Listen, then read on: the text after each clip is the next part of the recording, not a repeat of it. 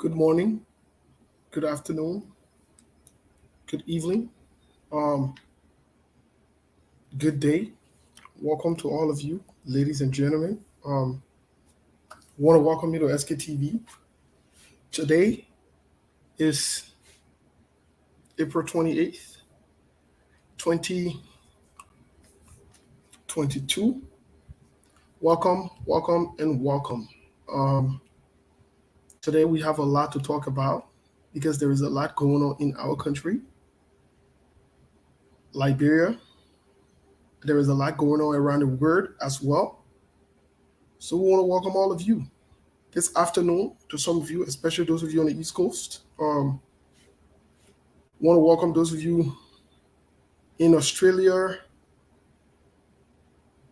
in Europe, in Asia, in North America, some people in South America, um, especially those in Africa and Liberia at large. Want to welcome all of you. It's 10 past 11 a.m. here in Arizona. I believe it's 10 past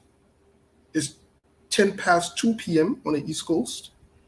And it's 10 past 1 a.m.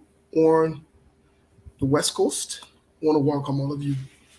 As always, we want you to help us share the show. Share the show. Invite someone. Share the show. Invite someone. Invite your friends. Let's have a conversation. Share the show. We are here. If you're just joining us, you are watching SKTV. Share the show. Invite someone. Today we are here for this conversation. As always, a lot of things to talk about.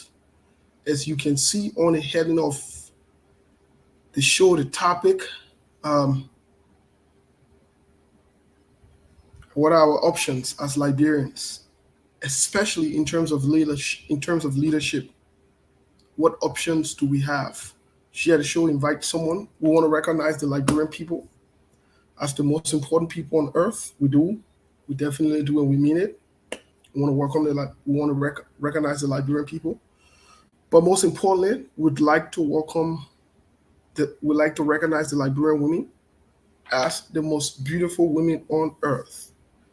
That is a fact that cannot be debated, and we know that's just the fact of the matter. But we want to welcome you. Share the show. Invite someone. A lot of talking points here. Sekou, Telvi, they're warming up on the touch. But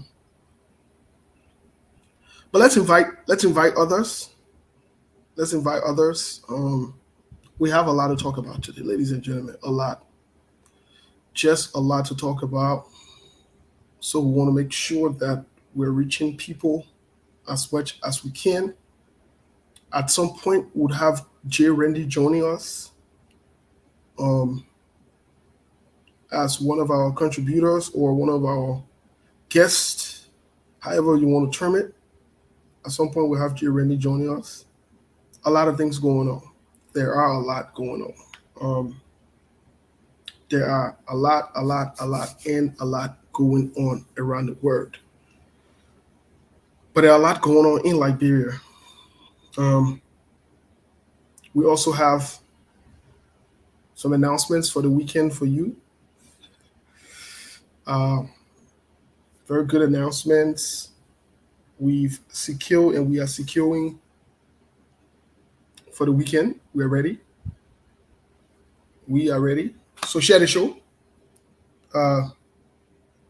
Zwilly Wesley, thank you for sharing the show, Zwilly. Thank you so much. We'll recognize one or two of you as we get started here this afternoon or this morning from my end. But let's share the show. DJ Lombe from Cardwell, welcome to the show, my man. The issue of data in our country, but you're still watching us, you're still following us. That's good. Thank you. let's share the show. We'll recognize you as you tune in. We got a couple of people that coming in. Share the show. Share the show. We have a lot to talk about. Like I said earlier, let's share the show. Want to recognize Naomi. Naomi. I hope I'm pronouncing it well. Naomi, not Naomi. Naomi. Mimi. Yvette. Sifas. Yvette. What's up? Um. Swole. What's up? Smith Dawi. My man. What's up? What's going on? Anthony Jala. Angie Liberty. Cover. Welcome to the show. Eric. JP Body. Eric, my man, welcome to the show. Fidel Joe, welcome to the show. Uncle Pete, the man from Eric County. Uncle Pete, it's good to have you on. It's always a pleasure having you on, Uncle Pete. It is always a pleasure having you on. At some point, like I said, we'll have Jay Randy. Quickly, before we go to the musical break and share the show here, we'd like to turn to other news. One of my good friends said he likes in other news. In other news.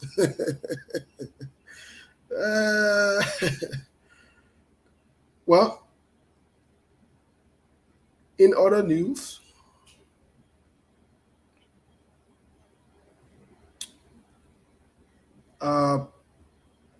Prince, welcome to the show, my man. Welcome to the show. Charlene, my God, is fighting my battle. Ross, welcome to the show. So when if God is, you see that? So God, like only a battle God fighting. What about only a battle too now? So God, I'm fighting for all too. Okay, no problem. No wahala, no wahala, mama. We're not fair. No wahala. Say God, I'm fighting for all. We will not get problem with you. Yeah, God, I'm fighting for all. Win there.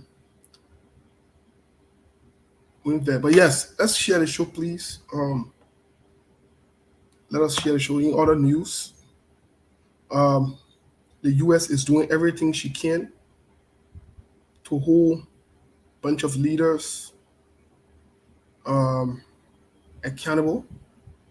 Interestingly, I was watching one of the stations this morning, and I stumbled upon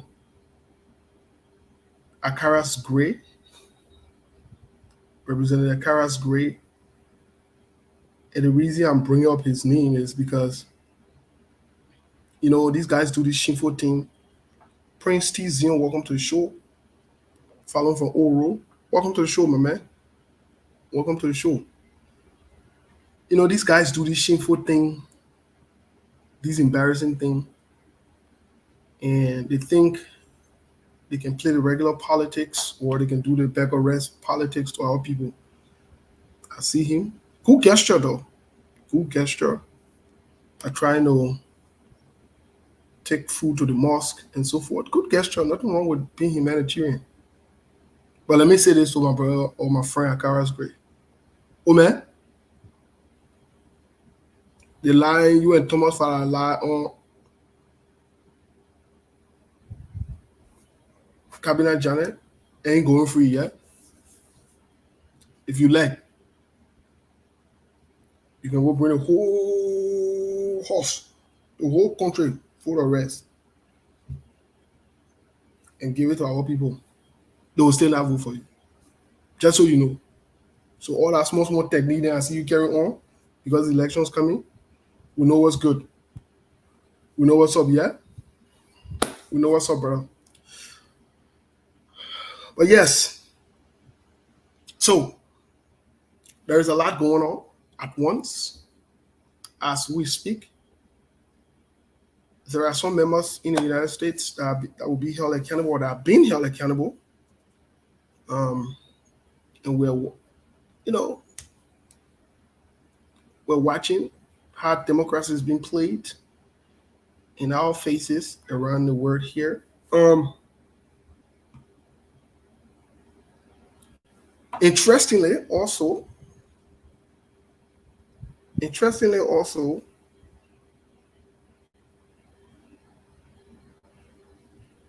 I listened to the American ambassador,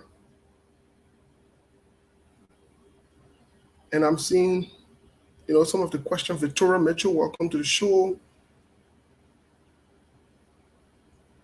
Emerson Abraham, welcome to the show. Yes, Smith Dowie, we're working on that. Comfort, welcome to the show. So, interestingly, the American ambassador made a lot of exceptions. He also tried not to speak to certain things directly or not to answer some direct questions that were brought up to him.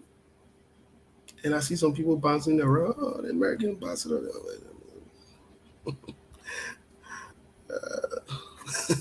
When you know, you know. But yes, let's share the show. We'll come back to other news really, really quick. Kula Johnson, welcome to the show. Let's share the show really quick. We're going on this musical break. The song that I can play most of the time, and you can make some both there. They say I know how to dance. I can play that song again. Oh, see, we are dancing. Yes, we can dance. Oh, see, we are dancing. When dance again. Right now in my dancing mood again, I went dance. Oh no, I gotta behave now. I need check right now. I gotta behave. All right, let's go quick to the musical break. Let's share the show, guys. Some people have complained. Let's share the show and let's move. We own no copyright to the song. Let's share the show and we'll be back.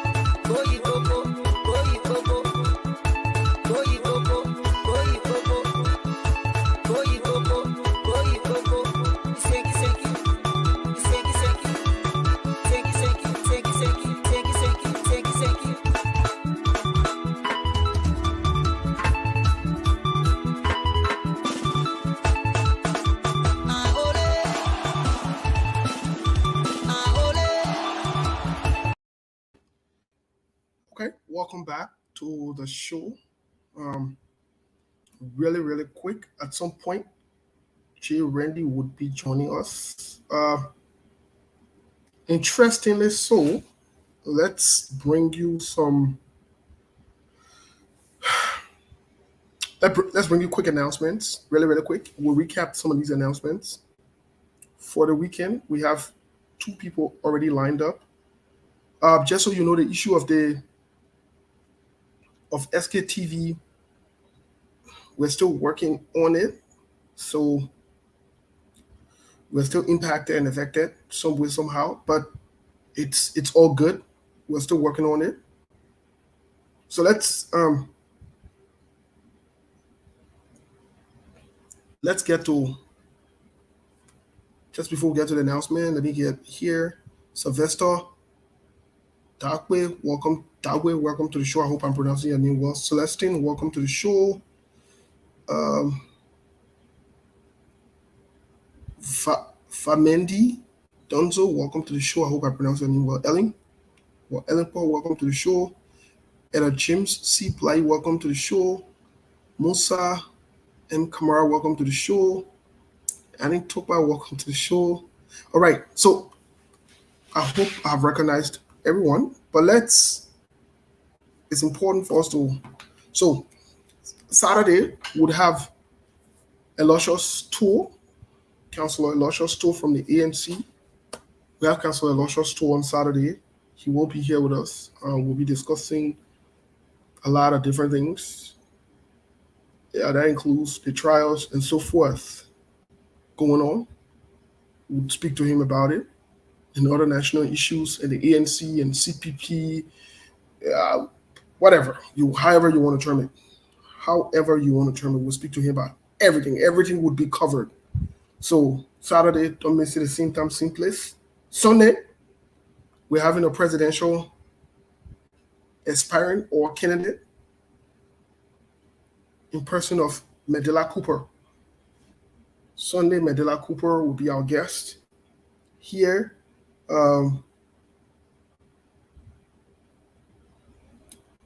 Medela Cooper would be our guest on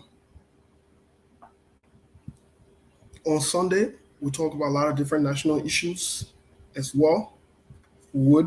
So let's be here on Saturday, on Sunday. As you already know, Friday, tomorrow, we'll be on with our mental health and wellness, 6 p.m. Eastern time. As you're already aware, we will be talking about a lot of different things as well. We'll continue on the topic that we started off on. We'll continue on it. We'll talk about stagnation tomorrow. So a lot of things going on. A lot of things would be going on. So prepare yourselves for the weekend. Prepare yourselves. But let's get to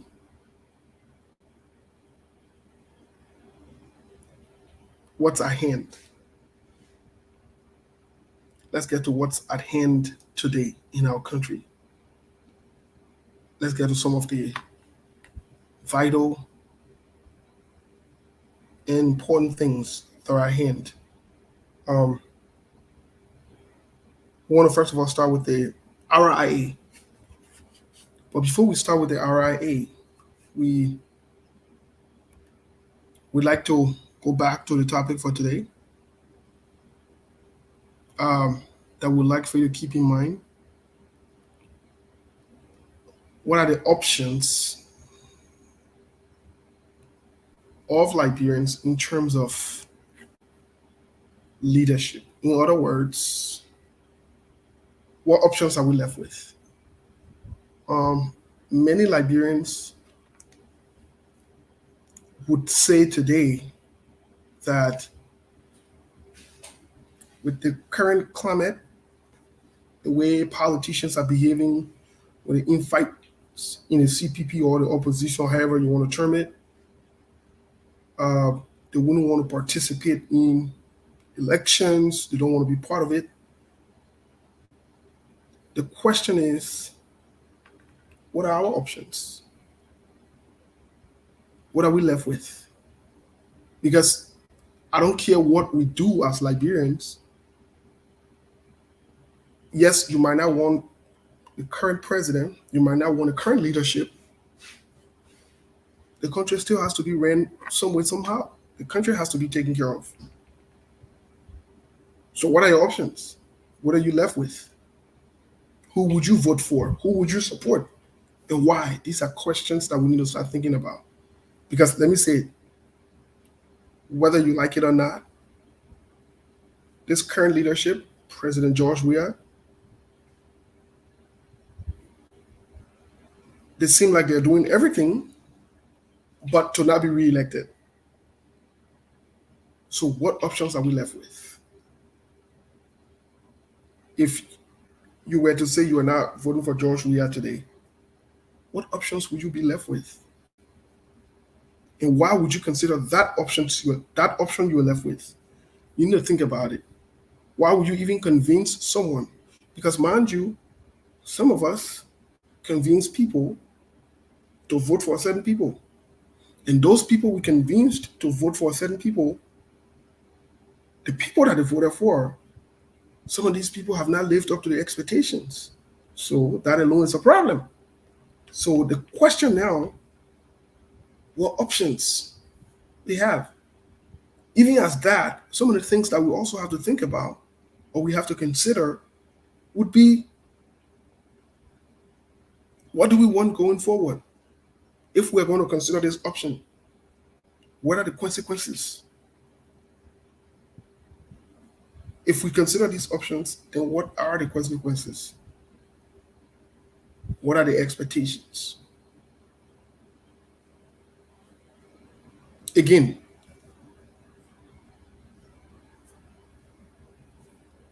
we as a people would have to make a decision. Liberia does not end after President George Weah or the CDC. No, Liberia does not end. Liberia does not end. I mean, the country has to move forward. So what are the options we're left with?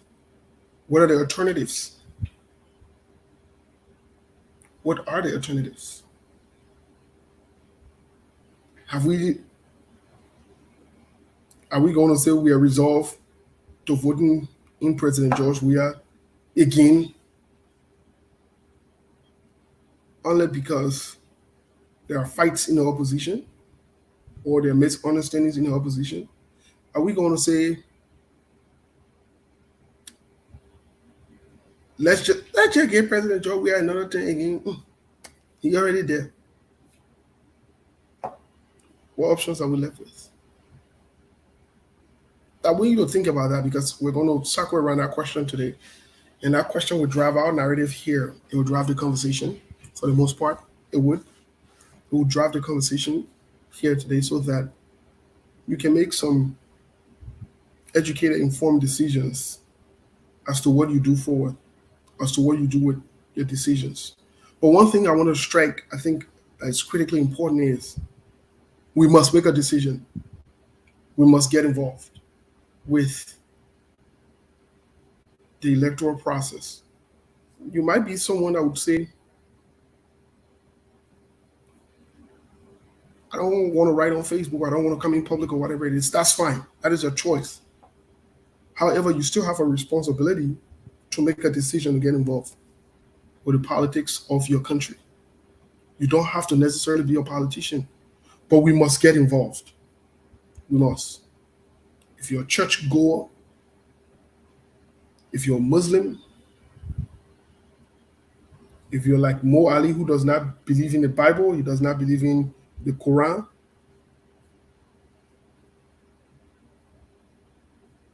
if you're a traditionalist,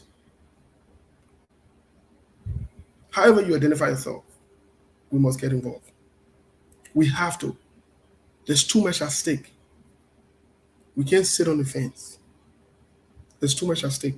I will say this, to be honest. If we get this wrong this time around, if we sit on the side, if you consider yourself a good person, if you consider yourself someone that loves Liberia, that wants the best for Liberia, you must get involved. You have to do everything you can. You have to get involved. Because if you don't get involved, then the bad people will get involved. And this is democracy and it will take over. So you must get involved. While you are getting involved, there are some things I want you to take into serious consideration. I've said this over and over, and you'll see over time it will be played. It would be played.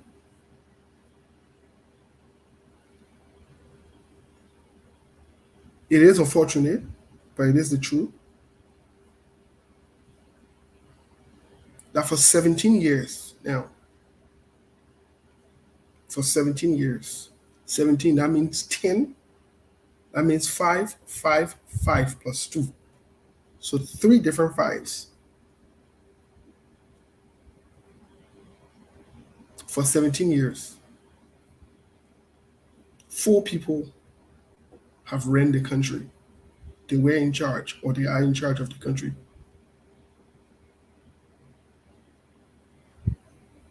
Joseph Yuma Boakai, Ellen Johnson Sirleaf, President George Weah, Joe Howard Taylor. All 4 of them. This is not a made-up story. These are facts, as evidenced by Ellen Johnson Sirleaf and Joseph Yuma Boakai ran the country for 12 years. That is a fact.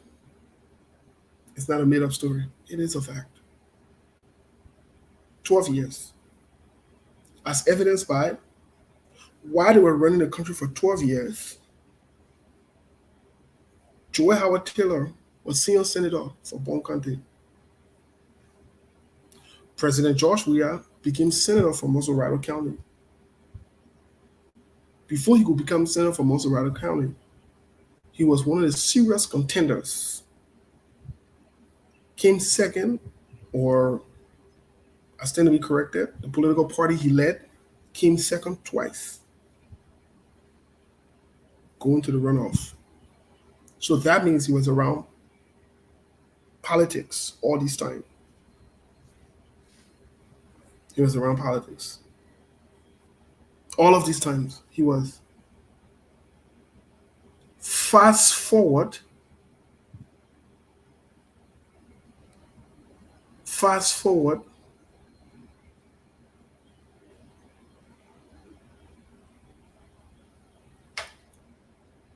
After 12 years of Joseph Yuma Boakai,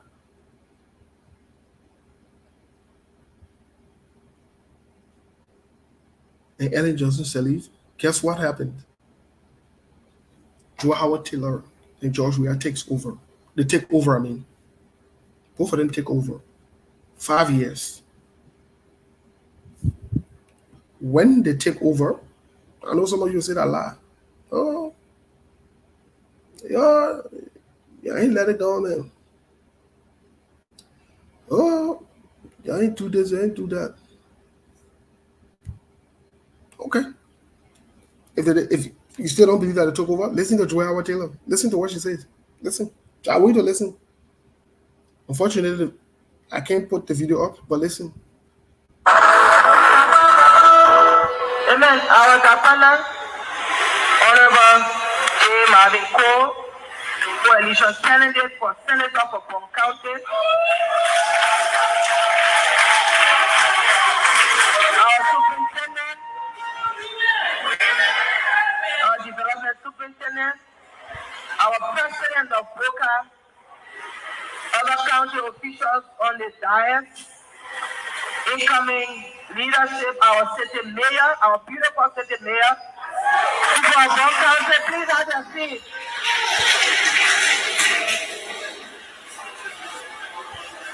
Let me first apologize for the shortness in this program. I have informed the superintendent when she arrived here on Monday afternoon that the only way her corps of officers could begin to do work is if they were inducted into office. Truthfully, all of the 13 commissioners might not be members of the coalition. You got 1 or 2 that might not be. You have a join. There's some other people join the United Party. So I'm waiting for her to call me to that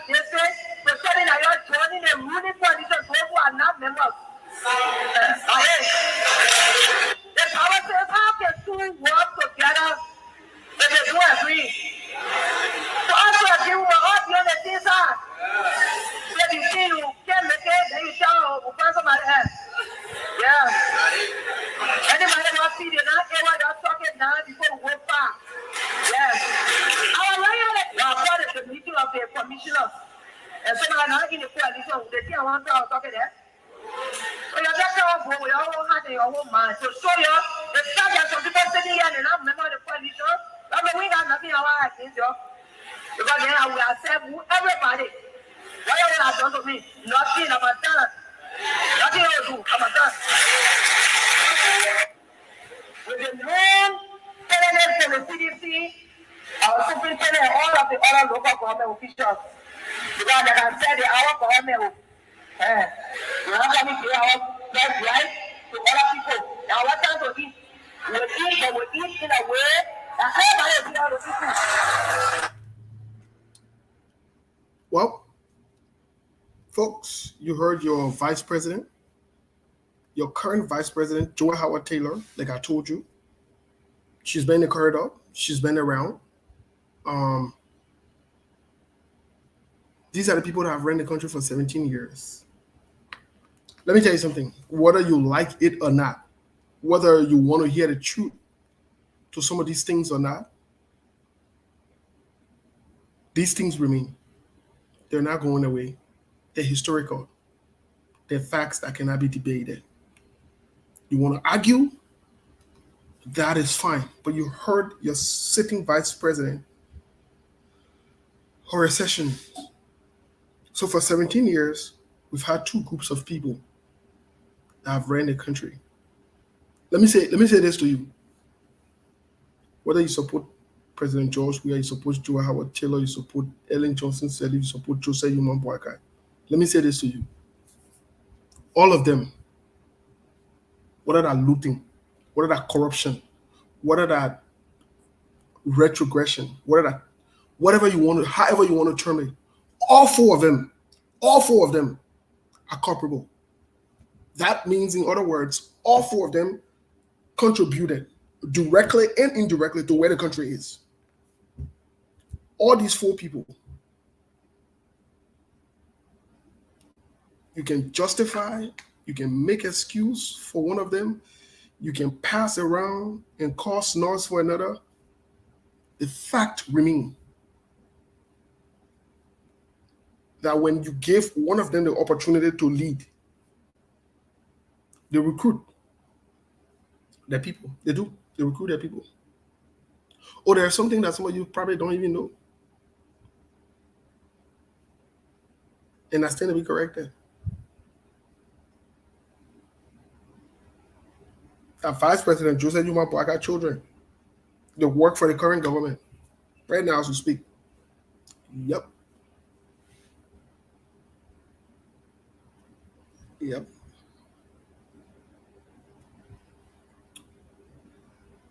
It's a recycle game that these guys are playing. They know exactly what they're doing. Oh, that explains too why President George Weah wouldn't even audit Ellen to bring it to the public, even as you've cried, some of you who supported them. Explains that. He explains that. Why hasn't he audited President Ellen Johnson Sirleaf or Joseph Yuman Boakai made it public? If possible, let it be on record since he took over. Explains it. It does. This is all game for them. Oh, it also explains, coincidentally, how Charles Taylor went ahead and accused President George Weah. Sometimes, I think it was in 1997, 1998, or 1999 that he wanted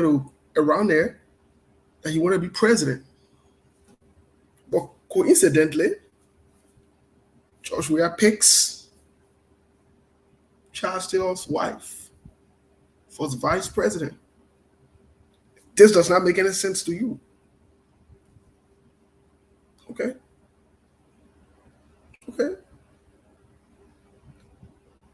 If you were sitting in your homes or at your jobs, or maybe somewhere else, and you are listening to us, we don't have to be on the same side. We don't have to agree on anything. As a matter of fact, you don't even have to know me. You don't even have to like me. You don't. It doesn't matter. I don't want that. What I want is for you to make sense of these things if they're coincidental. To have these same people around the corridor of power, covering up for each other and playing games. While people are suffering, people are dying, people's life are at risk, children are hungry. These guys, for them, it's a game. For them, it's a game. For them, it's a game.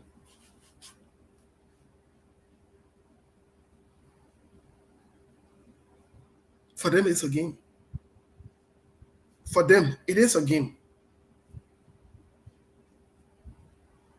Okay. See the trend, see the pattern, see how these things are working out. Just see how these things are playing out. So you get someone like Siri Allen,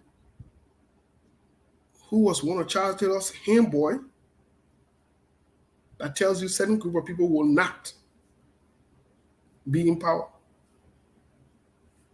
You get Charles Bright.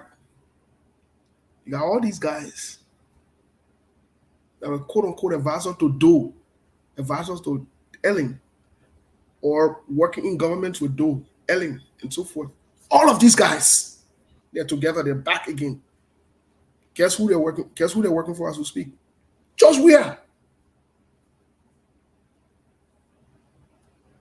And you think this is a joke? They use you and I. They use our children. They use our family members, our friends, as pawns, as stooges, to purport them to power, to bring them to power. And they tell you that politics. They create this huge divides amongst us. They tell you that politics. They create lies on people. And they tell you that politics. And politics is only for mature people. That's what they tell you. But the politics that is only for mature people was the same politics that got 13 men killed on the polls by quote unquote the indigenous, the country boys. But the country boys came around, they started stealing more than the Congo boys, quote unquote. The question you need to be asking yourself, what are our options? You still want the same guys around? Okay. Vote them and think it will change. 2016, 2017, some of us told you that if you vote for President George Weah, this would be the outcome. And this is exactly what he's living up to. You give President George Weah 6 more years, the situation will exacerbate. It will get worse.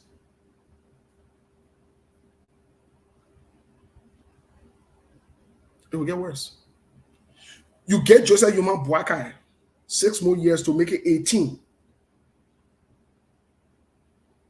It will not only get worse, you will recruit another set of criminals to bring them in play. The ones that don't have the chance to work with President George Weah, because President George Weah brought on new sets of criminals and crooks, such as McGill, such as Tue, and all the other funny guys. He'll bring them. Joseph Boakai will bring it home. They're here. Some of them here. They're waiting the woman on the touch. They're not writing home. They're not talking home. They're watching from behind closed door. They're not in the so-called trenches. They're watching from behind closed door. They are here. They are here. Some of them are back home.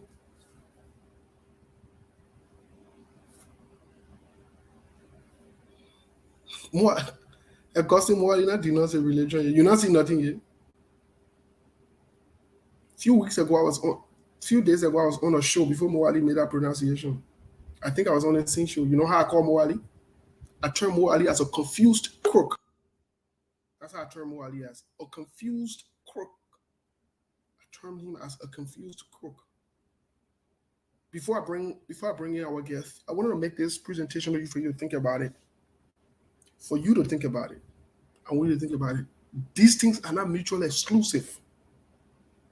This is a game. This is a game. This is a game. This is a big game, a big shenanigan. A very, very big game. A very, very big game for them. This is all a game. This is all like a movie. Let me tell you something. Let me tell you something today. Let me tell you something today. There are a certain group of young men, or there are a certain group of people that have already trained, and these guys are just in the pipeline waiting so that they can come and do the same thing and protect the same people. What George Weah is doing today, that you're sitting, you're talking, you're making all talking about.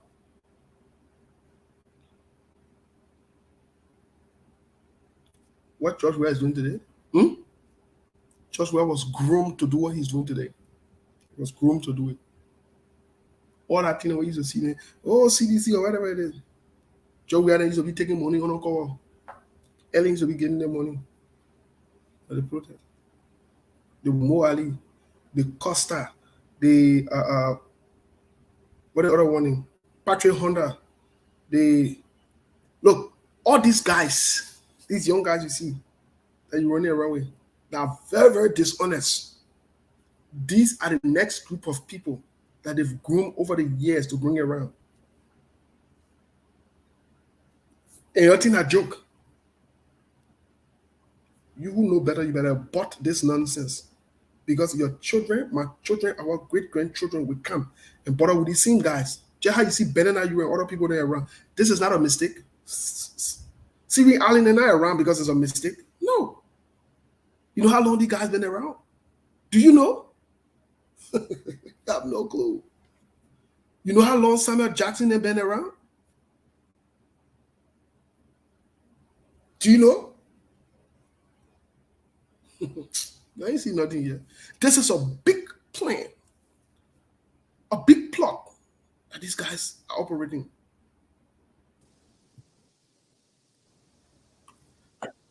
Well, that being said, we'll bring in J. Randy.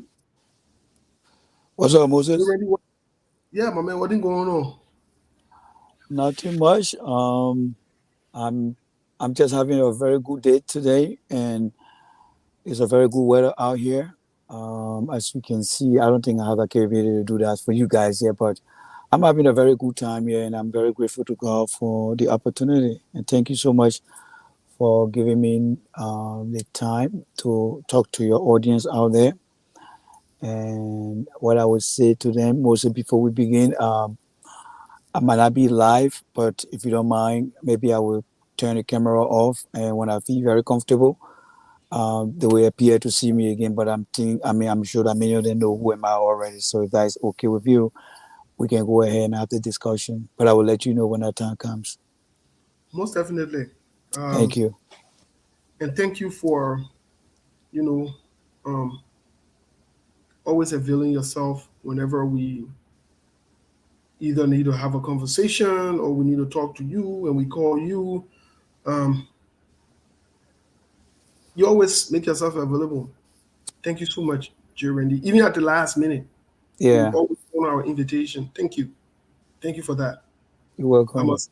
I must point out how openly you and other people, but specifically, especially because you are here too, we must point out to you. But before we get into one or two questions here today for the day, I'd like to ask you though, amidst everything that's going on,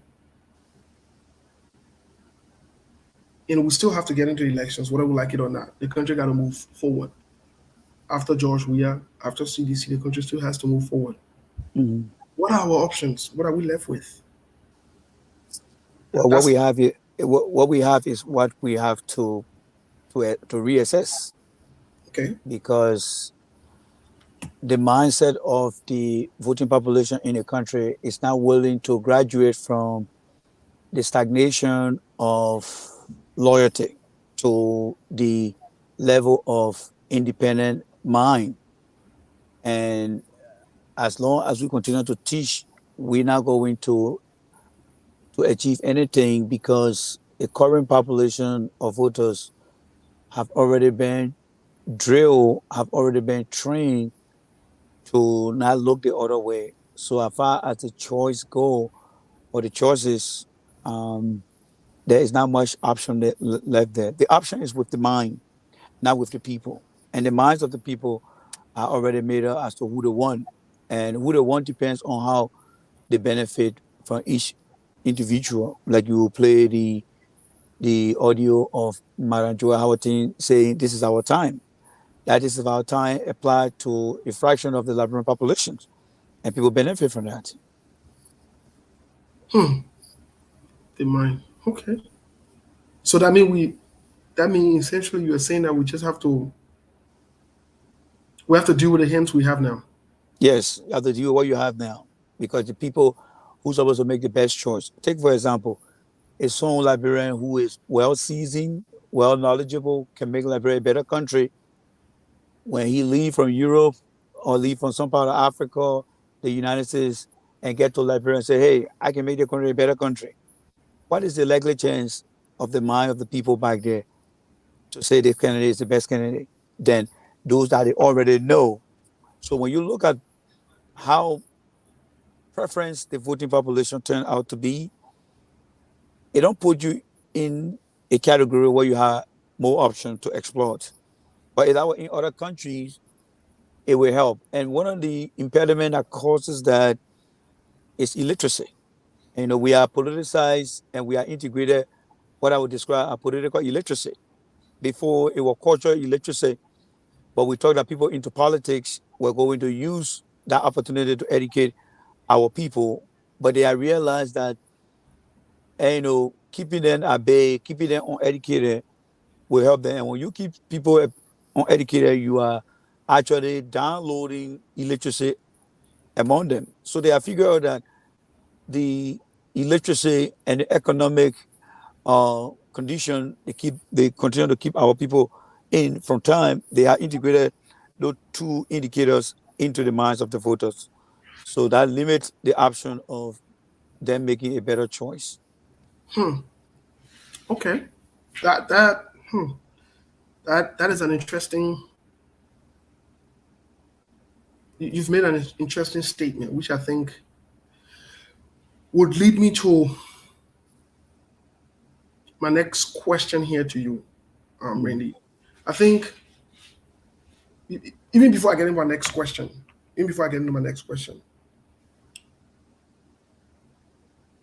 would you summarize, or just in the next 1 or 2 minutes, let us know what you believe the message the U.S. ambassador conveyed when he was on OKFM yesterday? What would be that message? What would you say? Well, all right, very easy. All right, the UN ambassador is a partner to Liberia. The embassy is a partnership to Liberia. Liberia is not a big brother or small brother to Liberia.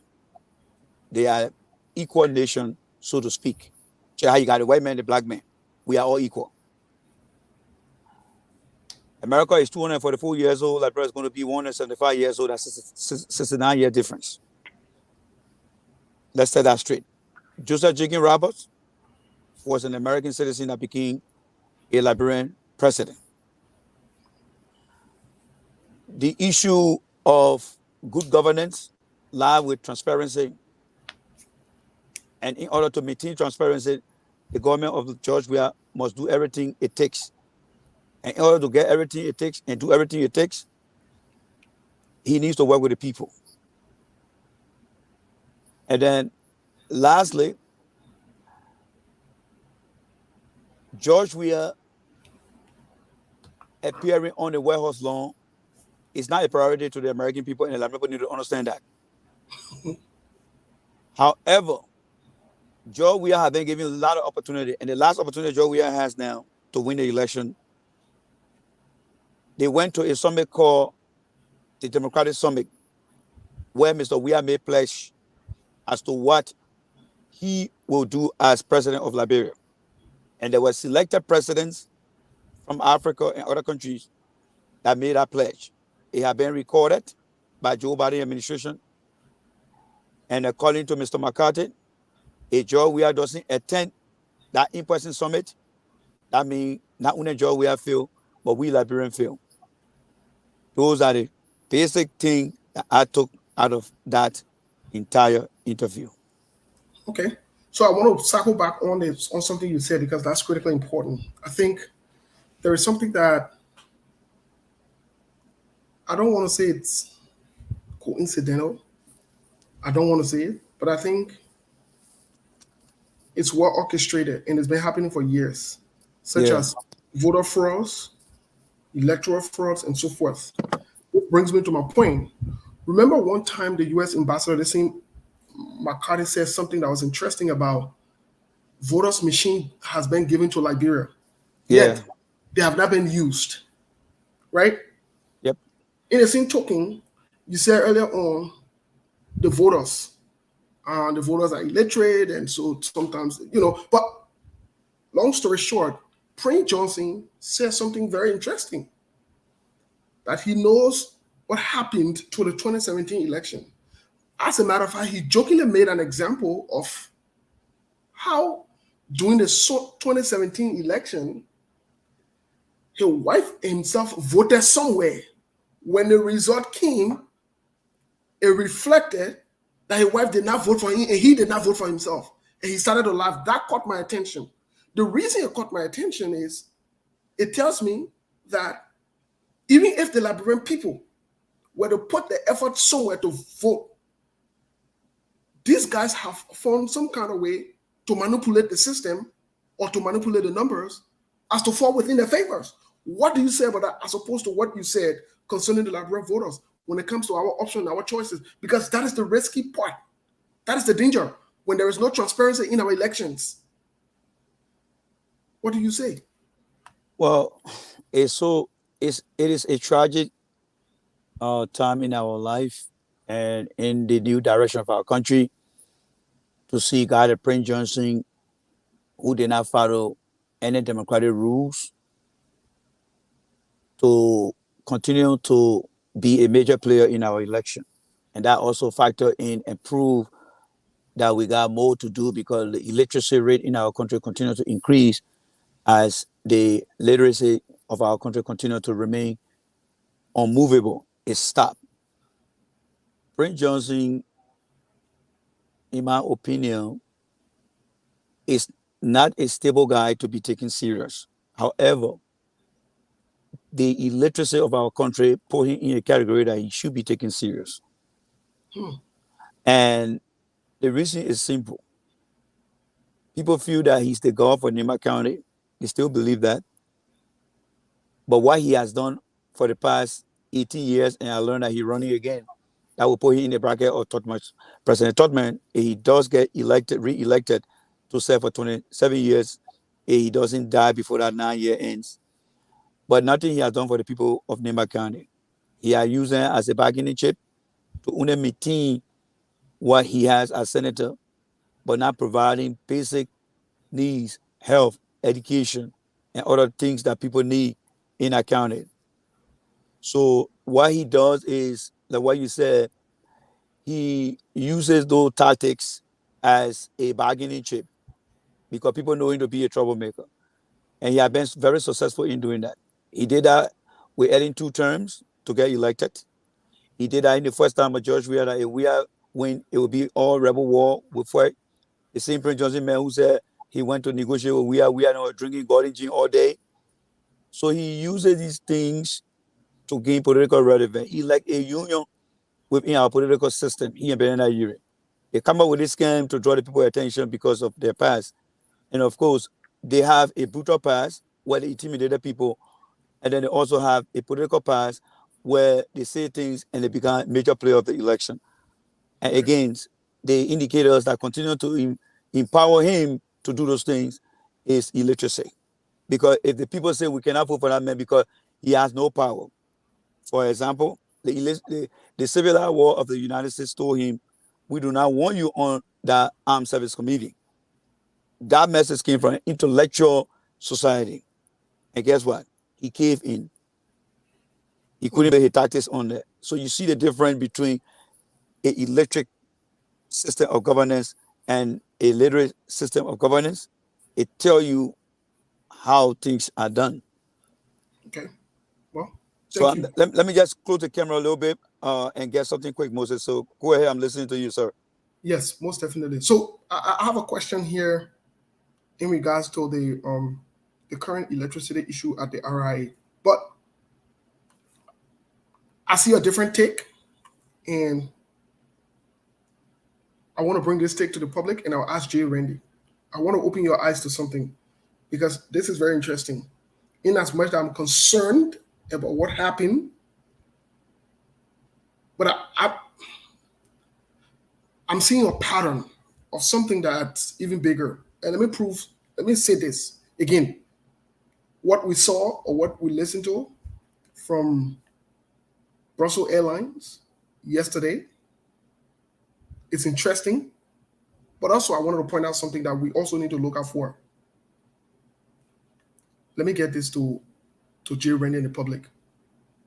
On March 28th, it is reported that President George Weah and other officials of the government, it came on the United Arab Emirates, where they went to Dubai to attend the Expo Dubai 2020.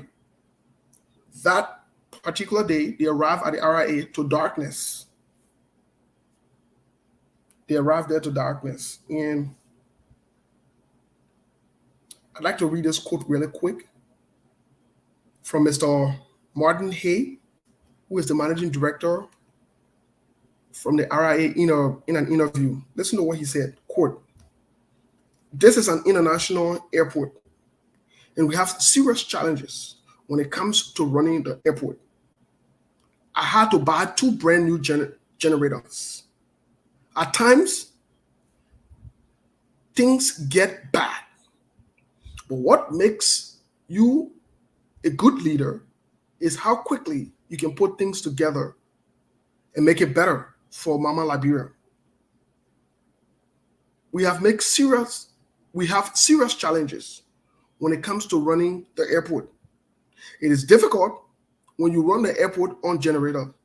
Each costs $47,000 just to keep the airport running." Mr. Randy.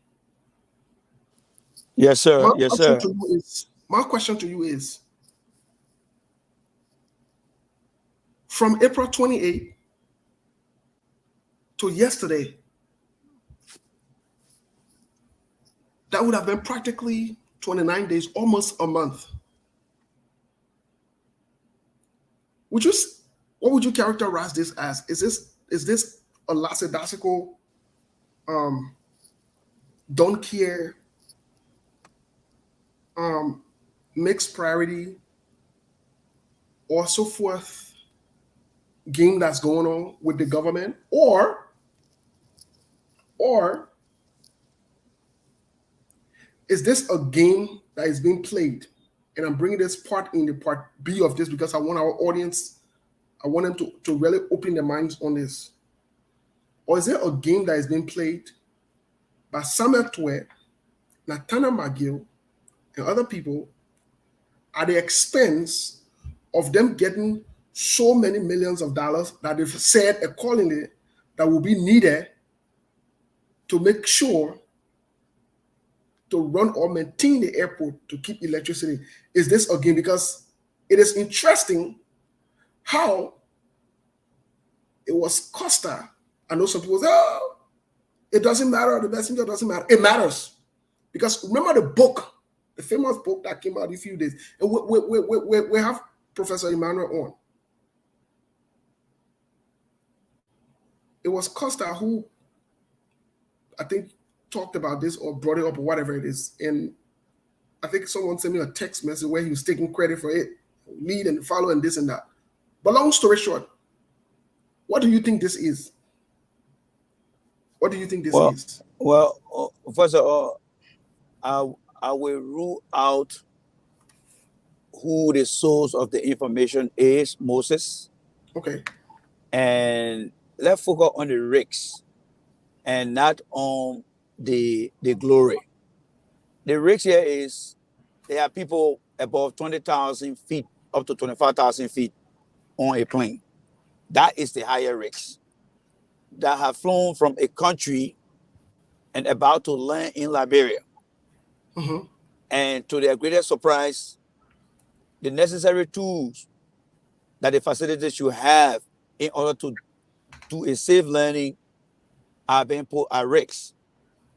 If Mr. Toy, Nathaniel Magee, and Joe Weah doesn't understand that, Joe Weah once said while he was on the plane that when they used to travel from one country to another play soccer game, they all used to be afraid on that plane. Even though they had a facility to safely pick up and safely land, he still told every one of us who watched that video that he had fear.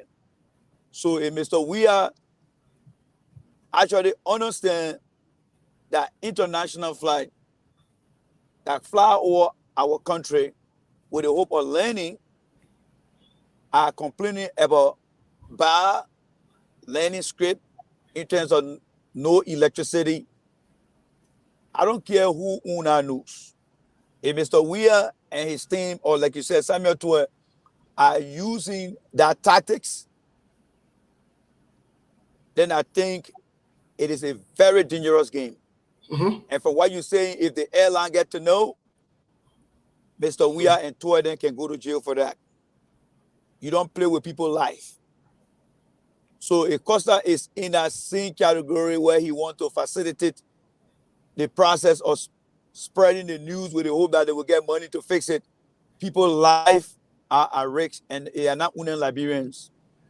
I know you spoke about the book.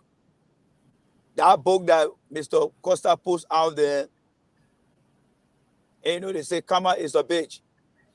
Costa thought he was going to embarrass George Weah, but in the end, he made Aseva Tokba to make some money. He thought the book was going to embarrass George Weah, but the book turned out to be some type of bestseller for a week. So based on the risk factor, and I want everyone to understand that I'm discussing this thing on the risk factor. Who listening to you right now would like for someone to play with their life and the life of their family and say, oh, we're only trying to do it so that you can get benefit from the government? How soon or how early will that benefit comes? I just think the reality here is George Weah government has the highest incompetent people in the history of Liberia. Samuel Kanyado have more competent people than George Weah. Even Charles Taylor have more competent rebel in the government than George Weah. But at least he and George Weah are in the same category when it comes to the airport. Mm-hmm. The issue at the airport is very simple. They don't have any plan. You mentioned something about, I don't know where the spokesman of the managing director of the airport laying us some challenges over there. Yeah. What are the challenges?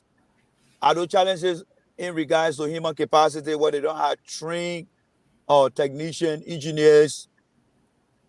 Are they lack of basic logistic such as maybe generator, extra generator? Do they lack maintenance plan? If he put all those things out there and we believe that we are a country and we are not a bunch of beggars, we claim to be one of the educated people in Africa. In any civilized society, there are some institutions we call critical institution. Critical institution cannot be taken for granted.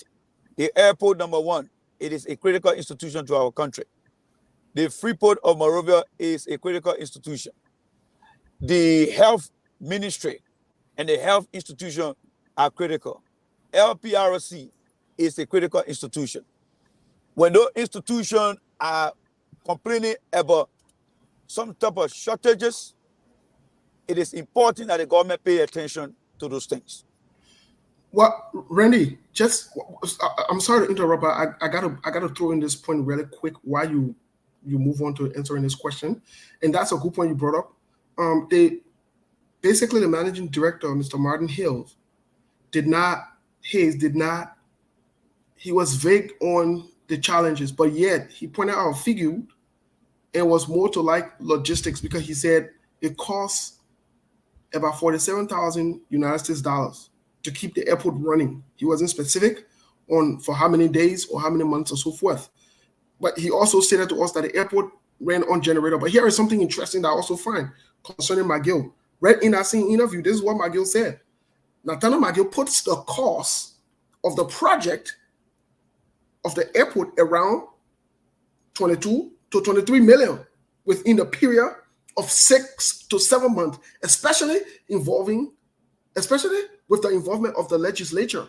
So the reason I brought out a second part of this question was, are they raising this alarm, like you said, putting people's life at risk and other businesses or whatever it is? Because we are hearing unconfirmed that SM Brussels is also looking at pulling out because of these kind of risk factors.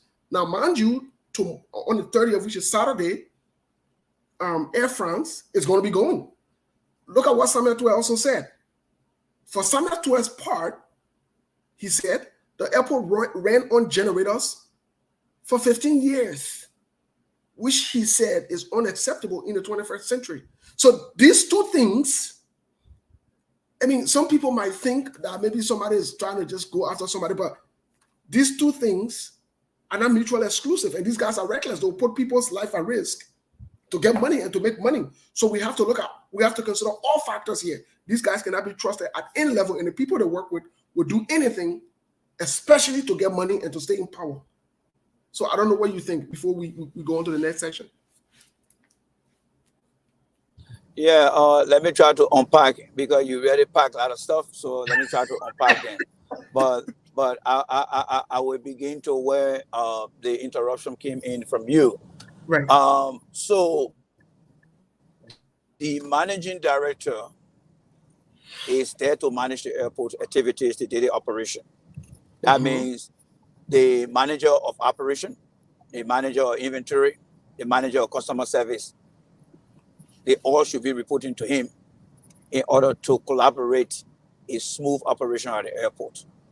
And each department, if there is any challenge or challenges doing, whether it is daily huddle meetings, whether it is weekly meeting, he should be asking questions in regards to challenges they have.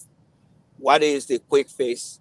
What is the intermediate fix? And what is the long-term cost?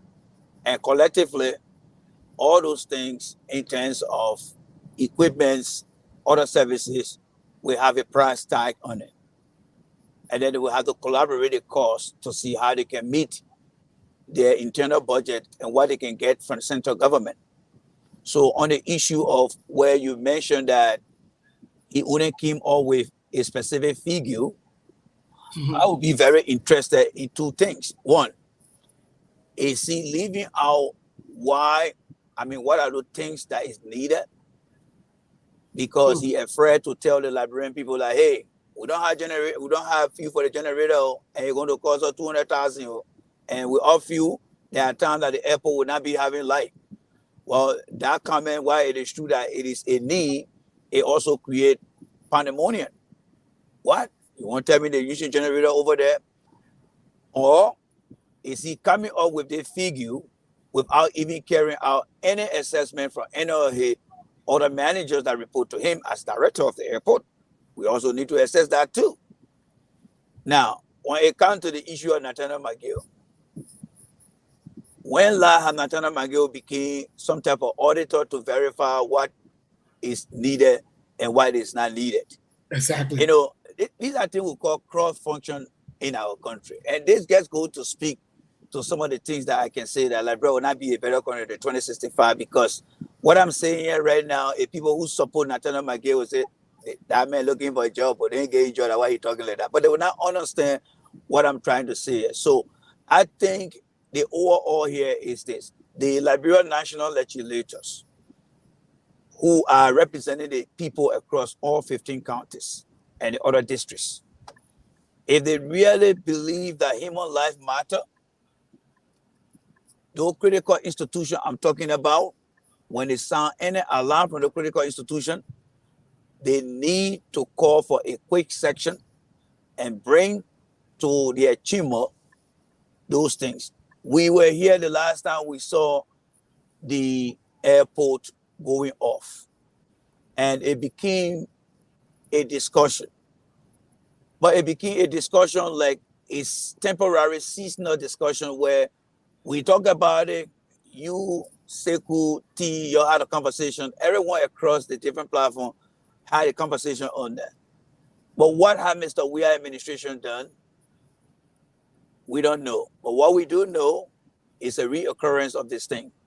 And the reoccurrence of the thing continues to increase the risk factor.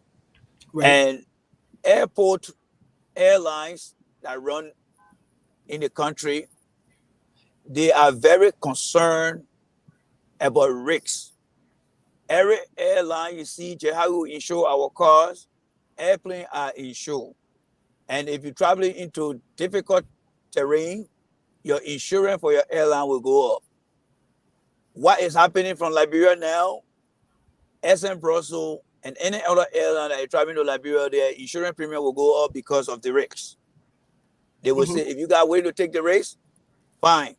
But if your insurance is around 1 million, we're going to take it to 1.2 million or so forth. Right. Are they willing to pay such a high premium because of Liberia? Absolutely not. So don't be surprised from what you're hearing if they come up with a statement stating that they cannot travel to Liberia until certain things are put together. It just goes to show that George Weah, the incompetency level of George Weah continue to manifest itself in every area. They need structure. The challenges they have, what are they need structure? For example, people always often say, Randy, don't talk too much. If I were to go to that airport, the first thing I will be asking our managing director for is a business continuity plan. I want to see your business continuity plan. Because the business continuity plan is a plan that tells you whenever there is an emergency, what are the necessary steps. If your generator go off, maybe because of parts, how often or how long will it take for you to get a part? So with that being said, Moses, we are dealing with a government that had no tail, no head, but we just see the body. And we'll always be guessing, oh, they look like a frog. No, they look like a cow. No, they look like a sheep. No, they look like this. That's how Mr. Weah government is operating right now. And I'm saying that because we see the reoccurrence of things happening.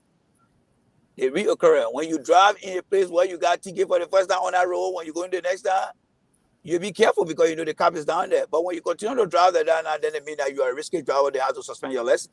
And that's why Mr. Weah continues to manifest as president of that country, Moses. Thank you. Well, I just wanted to point out for the record's sake that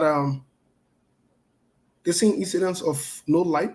I know Liberians, sometimes we choose either to forget or we move on to things very quickly. It was reported sometimes in 1999, August 19, it was the burial of 5 people that died. Let me name them really quick. At that time, it was the police chief, Joseph Tay, the one we used to call Joe Tay. He was 51 years old. Also, there was Walter Pennell, 55. Amy Redd, 41. Cecilia Lewis, 30. That day, about 6 people died from there seeing no light at the airport. There was a crash based on report. Can you imagine 1999? And we're in 2022, Randy. And we're still talking about no light at the airport. But let's move fast forward, because I wanted to ask you this question. Yeah. Before you come to your question, let me just add one or two things there, and I hope your question that is coming next, if it comes, and then it will just be a repetitive of what I'm about to say here. I often hear Liberians talking about, oh, we need solar panel, we need this, we need this. And I know everyone in the country love to add their 2 cents, but there is nowhere where you have solar panels without it being on the electrical grid. Every home, every business that run on solar, there is a electrical source that supply that energy as well, except that the efficiency and the supply rate is more into the solar cells than the electrical supply. For example, over my house, I have the US energy saving solar system. It doesn't mean that my electrical source have been cut off. No, Right. it still feed into that, but it depends on how the weather of the day will look like. The more the sun charges all the battery, it will slow down the electrical supply from the grid. If the weather is bad, the electrical supply will still be charging the battery up. So when people say, oh, we need more solar panel, I hope they understand the question from every one of your listeners should be, is it going to be an electrical solar panel supported by a grid system, or is it going to be a standalone solar panel? So when Mr. Toy saying, oh, the people been having solar panel for the past 15 years, that is a separate conversation. The reason they've been having it for 15 years, there hasn't been anything bad in there, because the inventory manager who's supposed to ensure that there are always some sort of fuel that will be there to carry out the operation, they did it successfully, and that's why they never had any blackout at that airport. The question here is, why aren't they doing it now? He's the finance minister. Why aren't they doing it? And he know that he have issue with finances, come out and tell the people. But it is a shame that today the managing director of RIA, after the two back-to-back blackout, the national legislature up to now have not made any contact for this man to come and explain to the Liberian people and the world what is actually happening at our airport. So Moses, I'm sorry for interrupting, but I just want to add that little thing over there for the information of your people. That's valid. That's an important point. I like to move forward just a little bit into, I would digress from this electric city and what's going on in Monrovia. I want to digress from it. I want to come a little bit to the CDC messing up. Yes, it's not a hidden secret. It's an open secret that the CDC is messing up at almost all levels. But here's my question. Would you replace the CDC by the Unity Party-led government? If so, why? And if not, then why not? It's not it's a broad terminology, or it's a broad description. There is nothing wrong with replacing anybody. There are times, even on the soccer field, when you have substitute players, there are times that substitute player, when he is put on that field, will do an excellent job. Mm-hmm.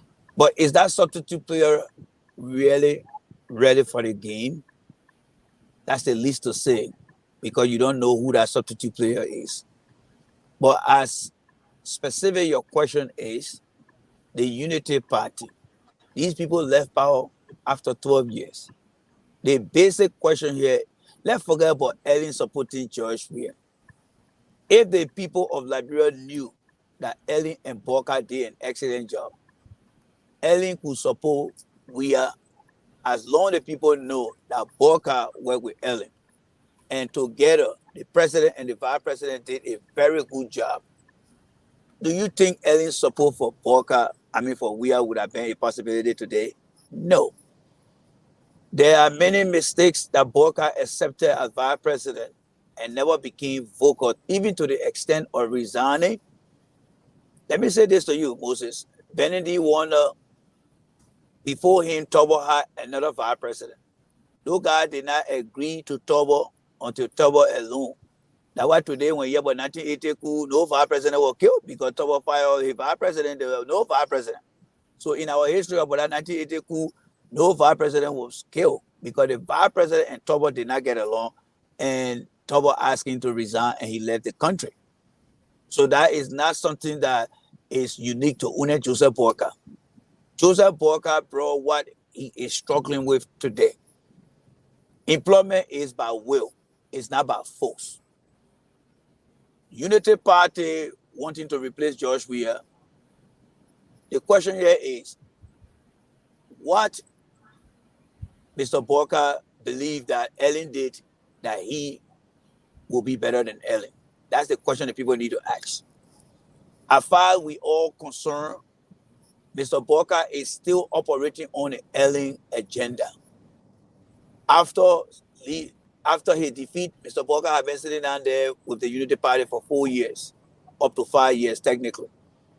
Mr. Boyka hasn't come up with any vision plan, economic plan, political party statement or purpose that will clearly separate him from Ellen. What did Ellen do wrong that caused his defeat? To give the people hope. Until these things are answered by the Liberian people, it is an unlikely possibility that Joseph Boyka will be elected, because CDC will go right back and start to tell the people that Joseph Boyka is not going to do anything different. And don't be surprised, even Costa himself will come and tell the Liberian people that support him, Boyka not going to change. Boyka don't have no fresh ideas.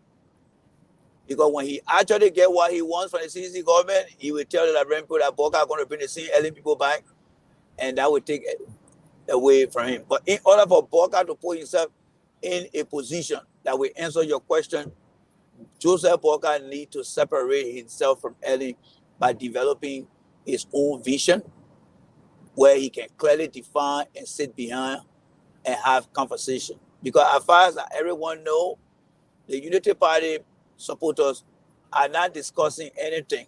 And if you listen to the U.S. ambassador yesterday, he's not a politician in Liberia. But there are things that he said that are very relevant to Liberia. You cannot and you will not hear it from anybody in the Boyka camp so far, which is a shame. So, to end the question, the answer, do not underestimate our people. They can go anywhere. Remember, the ignorance, the illiteracy is the key factor. They can vote anyway. Don't bet your money on it. Don't bet SKTV on it. You will lose that station because they will vote the way you don't expect them to vote. Okay, that's a fair point. That is a fair assessment of the situation here. Let's move forward. The UP seem to have made several threats via the surrogates and just how they're going about things. I'll give you an example. Some of them have openly said if UP does not fee your candidate in Lofa County, there will be no election in the country, which is a total defiance or is a grandstand or so forth. But we must also report, or we must also, the organization Labrador Torso and Torso, that CDC did a similar thing. Akara's grade threatened he and a couple of seditions that if during Ellen time, if the candidate did not receive notice or they were not part of the electoral processes, they made a lot of threats. But let's focus on the UP because of the UP today. Should these threats be taken seriously? Should they be considered seriously? Yes, as far as the threat goes, Liberia is still a fragile country. So as far as the threat goes, it should be taken seriously. But what I want to understand is the cause for the threat. Is a warrant that threat. That's what we need to understand. You mentioned about the CDC. I will go into that because it's very important that we split the two. CDC, Akara's Green making a comment, as I recall, it was not in connection to any agreement that was signed. Right. Joseph Porker, Penena Yure, Nobly Kanga, and Alexander Cummings, they recognize that we are a president that's screwing up things. They also recognize that Liberia election is not easily won by one party. And one of the solutions that they believe that they could get out of the way was to put themselves into a collaboration. But they all know that they are very greedy. They can flip. So they decided to hold themselves accountable and committed to what they were doing. Right. And the way to do that is to put in some restriction. And one of the restrictions has to do with withdrawal. Mr. Borka, unless he want to tell you that all the 45 years, when I say 45 years, Mr. Borka started working in government in the 70s. And up to now, Mr. Borka is still in the government. So when you look at the grand total of his service, not just being vice president, but his services to the country, whether he was on Star Radio, Bowl, whether he worked at LPRC, I'm looking at his grand total, everything. It's like you're looking at somebody's gross before taxes. It's around the high 40s or the mid 40s. That means that Mr. Borka has a tons of experience because he has seen so many things. And with that document that they all agree upon, there was nowhere, no time, Moses, that you and I discussed on Facebook that there are some mercenaries that got Borka, Cummings, and Ure, along with Nobi Kanga, in captivity and forcing them to sign some kind of document here. We never heard that.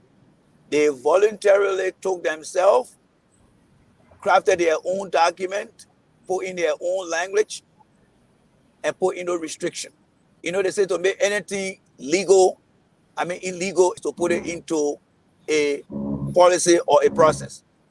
They created their own policy and process and say, if anybody leave this particular commitment, agreement, you can leave, but you cannot go out there. Now, if Mr. Borka felt that that was a threat, what you think he should have done? Back out of that, right? And say, whoa, hold on. You telling me here that if I disagree with what is in our collaboration, I will not be able to go out there and use my party. You see, when you sign the agreement, the language in the agreement is one of the reasons why you should pay attention to what you are going to sign. Because ignorance to what you're signing is not an excuse. They signed that document with the intention, with the hope that they understood what they were getting into. But only to find out today that they're saying that, a unity party government, the unity party does not feel any candidate out there, it will be a trouble. The question here is, why will it be a trouble? Let them explain to the Liberian people why it will be a trouble. And hear what they should be able to say. We got into a collaboration that we all signed off on, but we never understood the consequences because maybe it was not intended for us. And that is, if we leave the collaboration, we are not supposed to put out any candidate. So they are violating their own commitment. And that even show to the Liberian people that they all, especially the ALP, the Liberty Party, and the Unity Party cannot be trusted. Most of it is their own deal. You mentioned about Jay Rennie coming here all the time, whether it's Islam into time. It's because I'm committing myself to making sure that your audience will always listen to whoever you invite here. Right. Let's say I said, oh, Moses, I'll be joining you in the next 45 minutes. And you say, okay, understood, Randy. That is a trust. But if I don't show up and you say, okay, Randy, I think I will suspend you for 6 months. Then I say, oh, based on my commitment to Moses, I fulfilled my commitment, and Moses said I shouldn't show up. That is the violation of my right. So let me go get a lawyer or a judge to come and decide on the case. No. The whole thing is an internal affairs that ALP, LP, and Liberty Party decided to fulfill and try to get away out of. So if they are going out there to cause any reason, it just goes to show that they cannot be trusted with anything. It is their own fault. All right. So there's Thank no you. need for that. There's no need for that. Okay. So I want you to listen to this recording, and unfortunately we couldn't upload the video, but I want you to listen to the recording just briefly. And I'll ask you the next question. And All this right. recording, for all purposes, we wanted to make sure we let you know that this is an interview that was done with Representative Swakoko Dennis from District 4 about her allegation. Listen to this. On Rosalind Swakoko Dennis. Wanda, can you please place it for me so that others watching can see exactly what we're talking about here? I'm going to read this, and I'm going to ask you whether you are afraid, because reading this, I was the reader. I'm chills dropping my body with reading this thing. I'm going to read it out for you, for listening public. Wanda, just listen out for those watching so that they can be able to follow along with me. It said, remember, and this post was captured about 2 minutes after it was posted. Remember me, this might be my last moment in time. Very strong exclamation mark.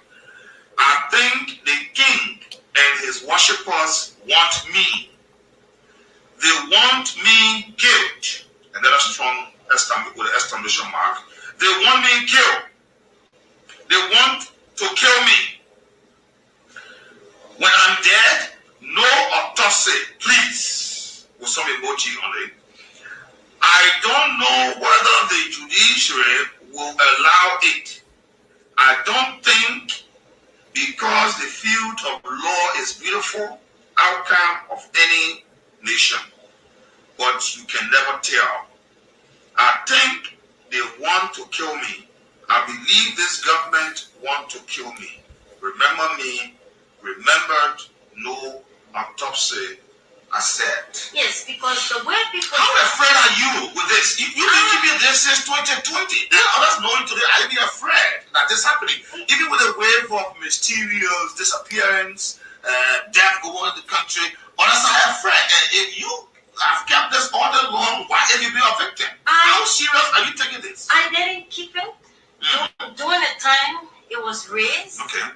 But I decided to beef up my security and change my pattern. Okay. Because I have a communication. I wrote the Honorable House of Representatives concerning this, though I was never called by the leadership. I wrote the police. The police went to my office. They did some interrogation. They did not get back to me. So looking at the wave of killing, in fact, my incident took place before Gifty, Lama, and Abba Peters. I think it was like a week in between.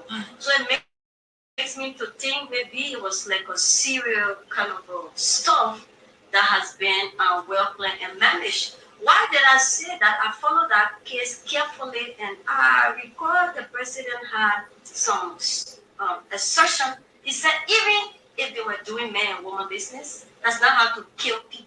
If a president said that's not how to kill people, you know that they were killed. Because you have the NSA reporting to you, you have the police reporting to you, the AFL can also report to you. So only to come up and say they were in a car and the parking attendant opened the door and then you said, close it, and it's difficult to believe.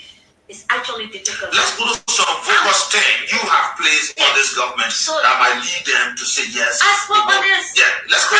This particular. Let's talk about the 25 million more. This particular, I spoke on it. So, like, if those who have had this mysterious death, I believe if they had a reason to believe who their killers were, apparently they would have been alive, fighting for justice and living their life. If they have a reason to believe or just have this perception, I believe the princess had a perception, she wouldn't have gone there. Even if you critically look at what was given, it was a month ago, someone posted this thing like fun and said princess would die from tuberculosis. And I shared it with my friend. I said, I took it from social media, someone posted. And when they announced, she was actually in shock. She was crying, what will we do? She said, why you didn't tell me it was a joke? I said, I saw it over a month ago. I was told princess would die from tuberculosis. Indeed, when they reported princess did die from tuberculosis. However, what they were not fair to the public in princess death. There was this notion that princess received a call and she went to where she go. Do you have the information who called her? Who did she talk to? I feel the police did not do justice to the public. The police that told us, princess went to John Brown. We established the fact. So this is John Brown. John Brown said he interacted with princess, and at the end, princess went her way. We don't know who called princess. We don't know who she went to. Everything she got from tuberculosis. You got a pathologist who I learned that he and the president, their father, took a child. Meaning they both of them are co-parenting to a child of Ria in Roma. And this pathologist is always on the case. He's not independent. People will feel that he's biased. And you keep using this one pathologist to be doing whatever that you want to do. So if Batin Yeswa knew that he would have fallen from his own house that he built, if he had a clue, he would have taken steps. If Gifty and Abba Peter knew, they would have taken steps. If Richard Tower the Dare knew that someone would have entered his house on Sunday and killed him. So you see people dying. You see people after your life. And look, before the Thursday they went to my house, I was in my house on Sunday, a vehicle turned to my lay house, back around, they hit my gate. I don't know how they didn't enter, but I was helpless. But I blessed. So, Randy, this is an interesting tale. Indeed. And I will forward this video to you because of time's sake here, so that maybe we can have the opportunity to play it fully on the show with you. But here's the question to you: just the mere allegation, and this is just what. Listen, this is just the tip of some of the things she said. Startling revelations she made, startling accusations. She said it dated back from 2020 that they've been killing her, trying to get rid of her because of her stains. She even alleges that the president, for some reason, just hits her. So my question to you is, what do you make of her allegation based on what you heard? But also, what does this say amidst everything that the country is going through in terms of human rights violation and other aspects of governance within the country, especially with the implication directly of the president or the accusation? What do you say? Well, with the few minute you play off the audio, what I gather from there are the following. One, before I get into that, I will say this. There should be no reason for anything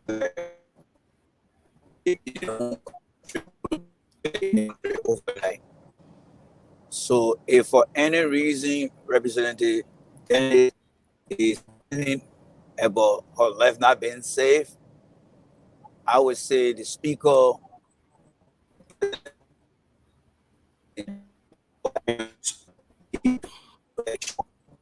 So Randy, you're breaking up. You're breaking up. Randy. Can you hear me now? Yes. Yes. Can you hear me now? You want to get to a place am I better now? Yes, you are better. But Yes. let me bring you up to speed or something, because that question that you're raising, let me just Okay. answer it really quick.